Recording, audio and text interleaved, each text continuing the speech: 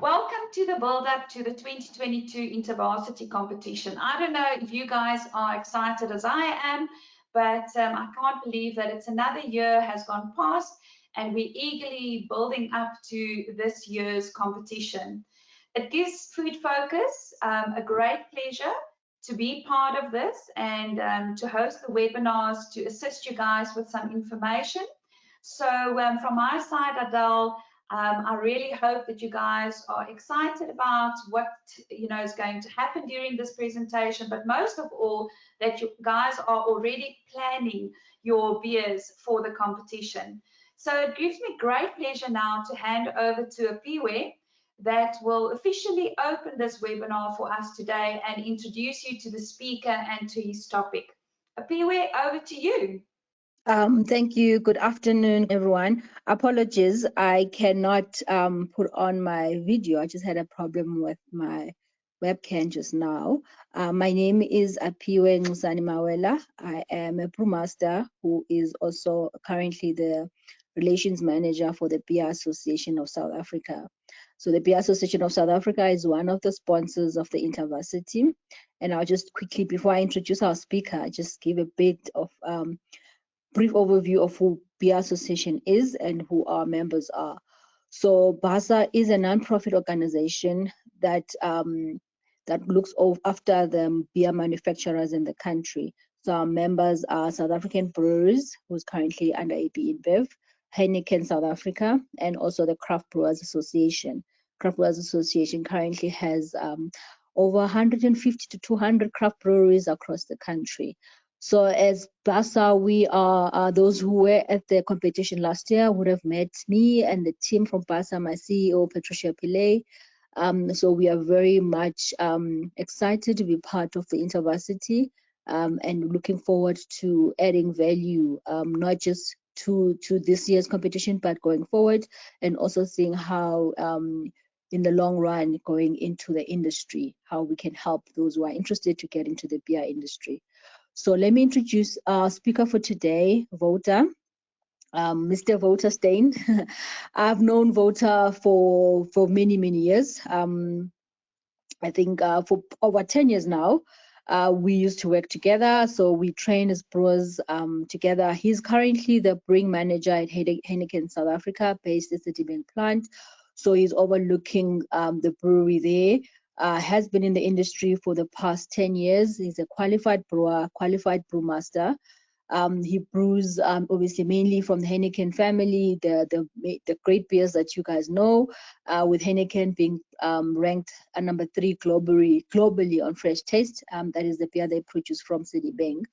He's a passionate home brewer and overall a beer lover.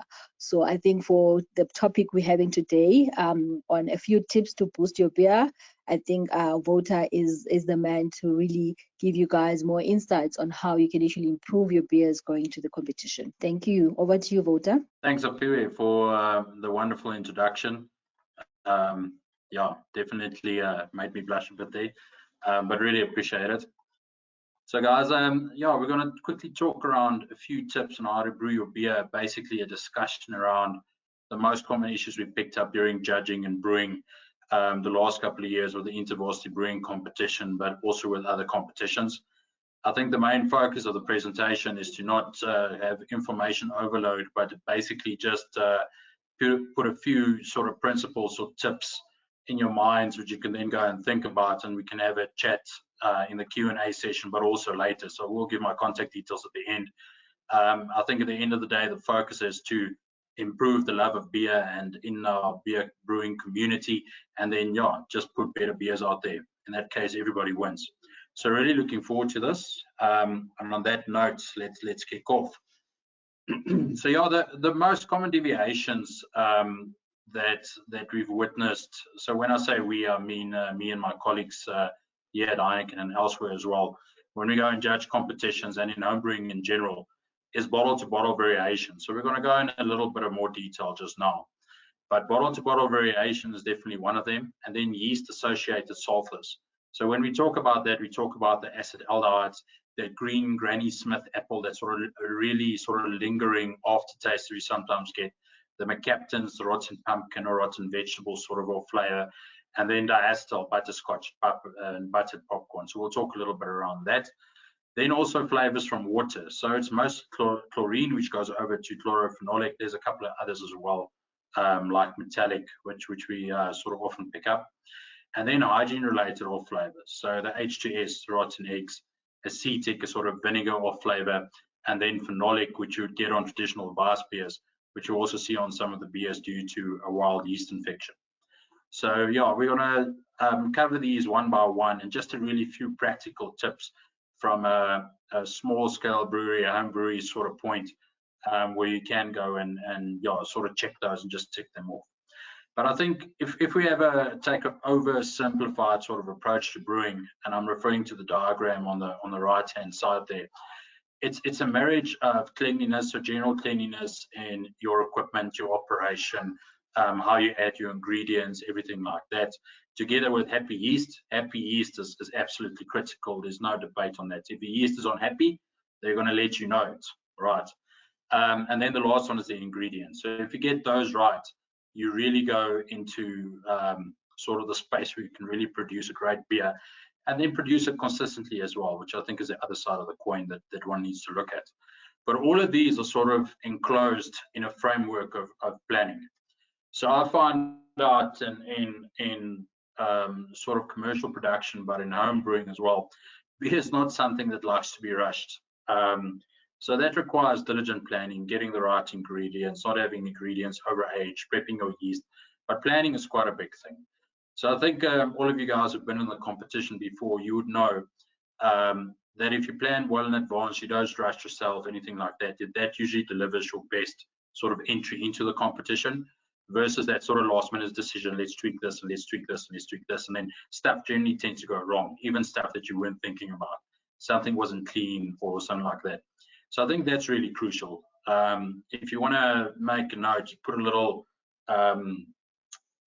emphasis point behind planning. It's really quite a big thing, but there's still a little bit of time left to sort that out.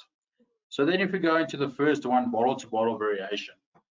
So what that is, it's a very common occurrence seen in all forms of the industry. And just to sort of add to that sentiment, I've added a picture of one of our Crohn's fillers there. So that filler fills 65,000 bottles per hour. It is designed to regulate pressure, to regulate flow, to regulate temperature. And still, under those conditions, you still get a variation, slight variations in taste from one bottle to another. Right, it can happen. And this is usually caused by conditions for a segment of that run or that batch in a particular product stream to change. So for us, if a filler slows down, or when you're home brewing, you switch to a different bottle cap type, or you take a little bit longer in filling your bottle, anything like that. All right. This sort of occurrence of bottle to bottle variation is also compounded by the physical and chemical reactions that you get with a natural product, right? So if you brew beer, as a simple example, there's a CO2 content there, and obviously. So if you take longer to fill and cap the first bottle compared to the second bottle, there will be a change in carbonation if you don't do primings and anything like that, right? So it's all these little things that one really has to keep into account to think about when you do this sort of thing. And we'll talk about what to consider just next. But I think this is, and we've had this conversation more than once, specifically in last year's competition, where the #1 leading cause of beer competition broken heart syndrome is where this beer is actually so good, but then a bottle that wasn't so good ended up on the judges' table. So guys, if you look at something like that and taking this practical example into consideration again, so last year we went to one of the tables of one of the contestants that they presented an IPA, and this was a delicious IPA. You know, and we sort of inquired to what happened here and anything like that, because it's potentially a beer that could have won the competition. And sort of the feedback was that it was entered, but it didn't do well, right? And then the question was, why didn't you open another bottle? So guys, when you judge and there's a particularly bad infection and you get gushing or really sour or really cloudy, then the judges will typically open up another bottle. But if the beer is slightly off, it scores slightly lower, they're not necessarily gonna open another bottle. So that's why I really want to emphasize this. And when you fill, make sure that you put in the proper attention, the proper planning, the proper procedures to really have it as consistent a process as possible, and to not have these sort of deviations, because it can lead to issues sometimes. Okay, but if you look at what to consider, if you're adding additional ingredients, promote effective mixing as far as possible. And I took those two pictures on the right hand side. So I googled how to add primings, and the sort of picture on the first picture on the right came up with this guy looking at something like a pipette or something, adding in primings into a bottle already filled with beer. So first of all, you have to be very, very talented to not have deviations in the amount of primings that you add and the timing that you add it in and everything like that. Secondly, doing that, you're really promoting the chance of getting an infection. So it's really a way to promote bottle-to-bottle variation. If you want to add something like that, rather take a batch of beer into something like a bottling bucket, add the addition in first, then add your beer in on top of that. Give it a little swirl, don't shake it, but just sort of look for mixing, and then bottle out of your bottling bucket. Obviously, this obviously this needs to take hygiene conditions into consideration. So that bottling bucket needs to be clean, the siphon needs to be clean, everything that you use needs to be very clean. And when you fill, you also put the tube in at the bottom of the bucket. So you fill from the bottom, and that the tube's discharge point is always covered. The reason why we do this is you don't want to pick up additional oxygen, because oxygen makes your beer stale a lot quicker, especially when exposed to heat. So there's quite a few things that you need to take into consideration, and I hope that's sort of a good example of it, right? If you're adding carbonation sugar per bottle versus batch, it just emphasizes the whole thing. Get effective mixing so that you're sure your entire batch carbonates equally, and you don't get this bottle that shoots the lid off while the other one is pretty much flat, right? Cleanliness, we discussed in the example, very, very important. It has to be physically clean and then microbiology clean, clean as well. And then uniform packaging materials. So when you package a specific run or specific batch, especially when you look at it going into a competition, make sure it's the same bottles, it's the same crown caps, you use the same sort of capper, just to get that uniformity and that little bit of a production line forming, to making sure everything is treated in pretty much the same way and not have those deviations. I know this might sound obvious, but I'd rather have a discussion about it and you tick all the boxes versus having a discussion of, yo, this beer was actually really good, it should have won the competition, we just didn't enter the right bottle. Cool. If we then go on to the next one, yeast sulfurs. So very, very, very important. If you take care of your cleanliness and you take care of your yeast even more than that Venn diagram we showed before, you're pretty much halfway there. So healthy yeast optimizes your flavors that you want. We're specifically talking about your esters, right? It minimizes off flavors, the mercaptans, the acetaldehydes, some of the other yeasty sulfurs that you can get. And it also decreases your chances of getting an infection. The healthier your yeast population is, from the word go, the higher the probability of that yeast population outperforming an infection like a wild yeast or a pediococcus or a lactobacillus for the resources that you have in the beer. So it's really critical to get in the positive stuff and blocking out the negative stuff, right? Some of the majority of the yeast that the guys used, and this is based on sort of the conversations last year, is dried yeast sachets that you can get at your home brewing shop or anything like that. So the viability on these can be variable, right? So it depends on the brand it is, how long you stored it for, and under what conditions it was stored for. So that's actually also quite critical. And then, post getting your dried yeast, rehydration is really critical to make sure you rehydrate it right. And then yeast slurry is always preferred, but it requires a lot more care if you look at something like microbiological safety and preparation and everything like that. Propagated yeast is best, so that's what most of the industrial breweries would use, but this needs to be managed very closely as well. And this is where you want a microbiologist on your team. So I know some of the teams are constructed of a lot of chemical engineers, a lot of food science guys. My recommendation would be to have a multi-skilled team there. I know it's difficult in some circumstances looking at cross-departmental involvement and everything like that. But even if you just consult with a microbiologist, it really points out a lot of opportunities. Okay. And then we also had a lot of comments last year of I left my beer on the yeast for 2 weeks and everything like that. Again, this is one where you want to ask the micro guy. So when you leave your beer on the yeast post-fermentation, the yeast sort of has consumed all the nutrients that it could, and it decided there's nothing pretty much around here for me anymore, and it goes into hibernation. So it builds up natural resources inside the cell, and it goes into hibernation, and after a certain time, and depending on the conditions, the yeast starts to die. So when the yeast cell starts to die, it goes into a process called autolysis, where basically it's a self-destruct sequence for the yeast. And when that cell ruptures, it excretes a lot of enzymes and things like that into the beer. So enzymes that can destroy your foam. It could definitely mess up with your flavors. It gives a lot of sulfurs at the end of the day as well. It can also cause turbidity. So that's a very critical thing.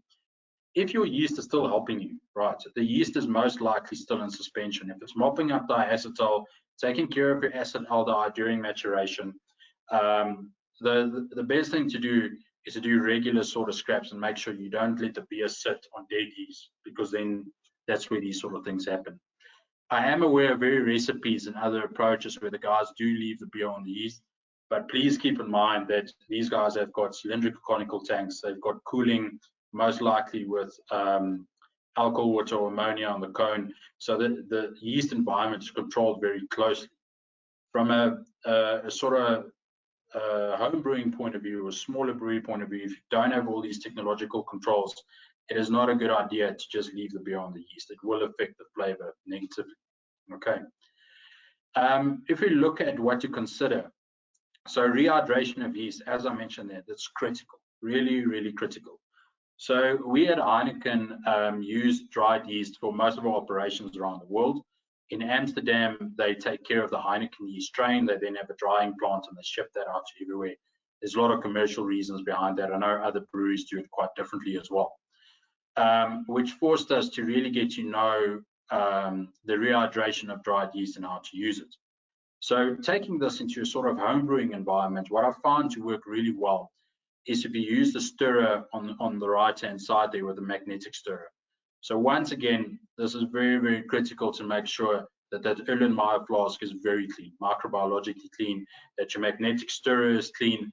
And also when I do this, I put a little ball of cotton right in at the top so that you don't get airborne bacteria or anything jumping in there. Right. The water obviously needs to be clear of all flavors, especially stuff like chlorine. So if you have a lot of chlorine in your water and you're going to add yeast to it, you're really slipping down the chances of survival there. So sterilize water if you can. What I usually do, buy bottled water, boil it, let it cool down, then use it for the rehydration. And like I said, controlled environment. So if you don't have temperature control, I would recommend 30 minutes before pitching, add your yeast in there, put on the stirrer, let it stir quite vigorously. So what this does is that it makes sure that every cell that's in that dried yeast packet gets exposed to enough water, it's stirred, it gets sort of the right wake-up calls in the internal cell biology to really be ready for fermentation once you pitch it into the beer. What often happens if you just pitch that into your fermenter, they tend to sort of clump together, right? And depending on your design of the fermenter, the vigorousness of the fermentation, but everything like that, if those cells sort of clump together, the outer cells are going to sort of come alive first, right? And they're going to start fermenting. And then the inner ones, and then the inner ones, and then the inner ones. So you get sort of a staggered fermentation, which can lead to off flavors like acetaldehyde, especially. Also a bit of diacetyl and other sort of yeasty off flavors. So if you do have temperature control, right, you can go to 1 to 2 hours before pitching. Obviously, this is the best solution, but it's a bit difficult to manage. And control that temperatures then at 15 degrees C. So most of these plate stirrers come out with a heating element. So it's very easy to heat up. It's not that easy to keep cold. So it means you need a little bit of circulation, or you need to add ice in. It's actually a bit of a schlep. But that would be the best way to go about it, to make sure your yeast is ready and it's good to go by the time you pitch. Why you want that temperature control is as soon as the yeast gets exposed to this moisture, it starts waking up. and then the yeast starts eating its internal resources. So it starts chowing the glycogen that it's stored, and you get a bit of heat being generated by the yeast community or the yeast population. And then the temperature picks up quite quickly. The more the temperature goes up, the more the metabolic rates pick up. And then you can also lead to then depleting those internal resources before you pitch, which is again causes damage to the yeast, and that's not what we want. It is a very good thing to go and play around with, but ideally I found 30 minutes, add it in, give it a good stir, then add it into your beer. If you take a sachet of this, I can't remember the mangrove jack, that yeast, into 200 milliliters of water, just stir that for 30 minutes. That's really ideal and tends to ferment quite nicely. All right. We already discussed it, but hygiene, absolutely crucial, right? Everything has to be clean. But I'm sure if you've brewed a bit before, that's quite an old story. I'm going to pick up the speed a little bit. I don't want us to run out of time. But the next one is the flavors from water. So water quality and treatment differs all over South Africa. I'm sure you guys would have noticed with your different travels back in and forth from varsity. And water is essentially the majority ingredient in your beer. So when it goes wrong, it can go wrong quite badly. So ensure that you have quality water for use in your process, right? If you're just rinsing stuff off, anything like that, if it's got a bit of chlorine, it actually helps you take care of the micro. But make sure the stuff that you actually brew with and you dilute or whatever, that is of quite good quality, all right? So when you have a look at it, you don't need all the spectrum of analysis and everything like that, but make sure it's visibly clear and clear from any off flavors. If it's got a strong chlorine, that'll carry over into your beer. You'll get chlorophenols and everything like that, okay? Like I said, chlorine does assist with the microbiological quantity, but it can cause off flavors. So you also need to ensure that you rinse carefully when using a chlorine-based sanitizer. So stuff like Milton that I know some of the guys use, make sure that you rinse that out very carefully with clean water. And don't bring chlorine-based sanitizer or anything like that near your stainless steel equipment. So chlorine is like cancer for stainless steel. It'll start pitting, and sooner rather than later you'll start seeing little rust spots, which again causes additional difficulties for your brew. Metallic can also be another common off flavor. So if you have an aging pipe system or anything like that, you do get the sort of flavor in your water that's similar to chewing on car keys. So if you get stuff like that, also try and boil it or get buy some better water, because that will also definitely carry through and might also poison your yeast. All right. So the key to this is to taste and inspect before you use the water. Cool. Lastly is our hygiene related off flavors. Okay. So most aerobic bacteria can't survive long in your beer anyway. You know, stuff like Enterobacter and Pseudomonas, waterborne stuff. They don't last long anyway, so it's not really too concerned to be worried about it. Your main concerns are mold, wild yeast, and followed by your anaerobes, specifically Lactobacillus and Pediococcus. So those can really destroy your beer. So prevention here is your only approach. First in your design of your system, and then in the general cleanliness before brewing. So there's just a couple examples on the right-hand side there. So the one on top there, that's an example of ropiness. So you see the sort of thick protein masses floating in there. So you call that ropiness. That's caused by either Lactobacillus or Pediococcus. There's other couple of guys that can cause that as well. The picture just below that is that's actually a commercial brand that we found had issues in the bottle itself. So it got an infection through filling the bottle. And you can see the haziness from the 3 bottles, or the 2 far left, 1 right, and then the one in the clear one in the middle there. So that was quite a big problem. And then just looking at hygiene, those right at the bottom, those are 2 of my favorite pictures which we dug out of the plant. So I don't know how often you guys deal with stainless steel welding, but if you don't do that properly, you get this cauliflower formation on the inside that you can see there. And that's obviously a microbes heaven. You know, that's where you want to go live if you're a Pediococcus. So yeah, be careful with things like that. Apologies. So what we want to consider is in the design, you don't want any sharp angles in your equipment. So no right corners, 90-degree corners. Try to avoid threaded parts as much as possible. I know this isn't always easy, but it is a highly probable spot of infection there.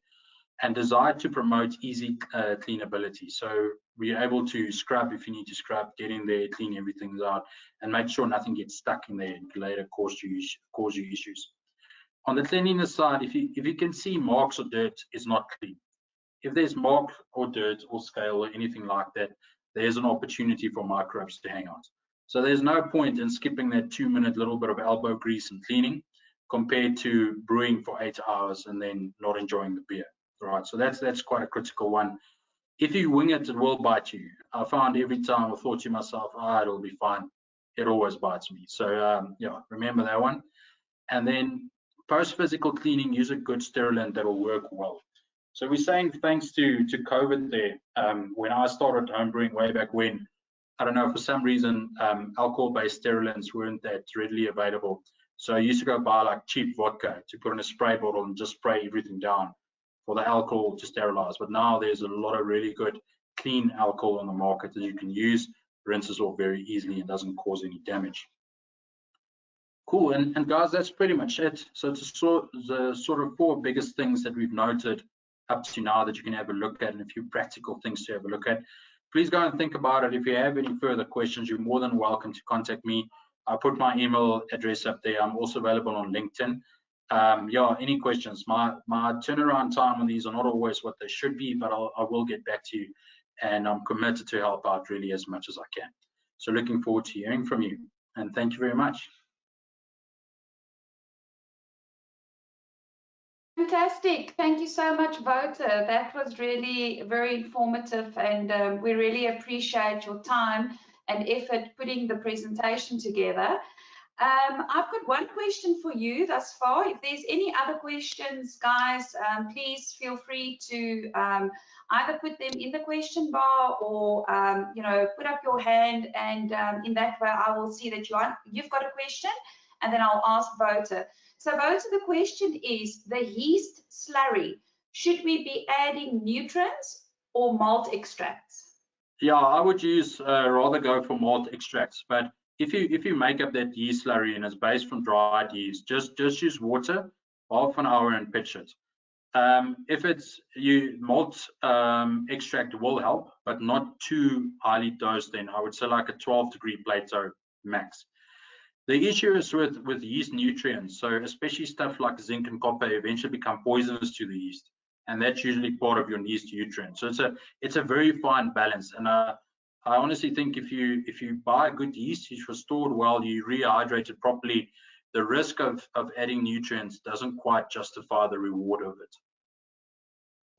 Okay, wonderful. Evander, I hope that answers your question. It seems like there's no other questions coming up. Guys, now's the time to ask those questions. So I'm going to hand over to Olga in the meantime. Wouter, if you can just stay online for us. Oh, there's another one. If one does not have access to chlorine-free water, what would you recommend they do to ensure their water is chlorine-free? So there's the very expensive route that you can go and put in the sort of domestic filters and filtering systems that some people have in their houses. I know that does cost a couple of bucks. It's not cheap. But what I would recommend otherwise is go and buy water. So these big 5-liter containers of water that you buy at, I don't know, most stores that can work. You also get these shops nowadays that sell you purified water or osmotic pressure reduced or produced water. Yeah, I'm sure that you can go to one of those. Yeah, so any one of those options. Yeah, definitely. And then I have recently accepted a brewing position at a craft brew company, but they only have access to borehole water. Any tips? Oh, well, Hendrik, I don't know, in terms of if the previous answer helped you, anything specifically on that from your side, Wouter? Yeah, so it can be quite a long conversation. So it depends on type of beer that you're brewing and what the sort of specs are on the borehole water. But I would really recommend is get an analysis done on it, know the metals and the inorganics and everything that goes in there, and then have a look at literature to see how this can help you and what you need to do. It can be very easily managed by a couple of additives. You don't need to go straight to water treatment systems, but the first step is know what you're dealing with. Definitely, yeah, definitely. Okay, if there's no more questions, and like Wouter said, he is available on his email and on LinkedIn as well. Okay, there's a last one coming in, Wouter. When using cleaning agents such as oxidant, and also a no-rinse sanitizer, what concentration would you recommend using? Do you know oxidant, OXYDET? I don't. They usually give quite a clear description on how to use it. I would really stick to that. A lot of people think, let me put in a little bit of an extra boost and that's going to work it out. But really the recommended dosage is the way to go. And a check that you can do post that. If the sterilant's got an odor to it, you don't want to pick that odor up in your vessel afterwards.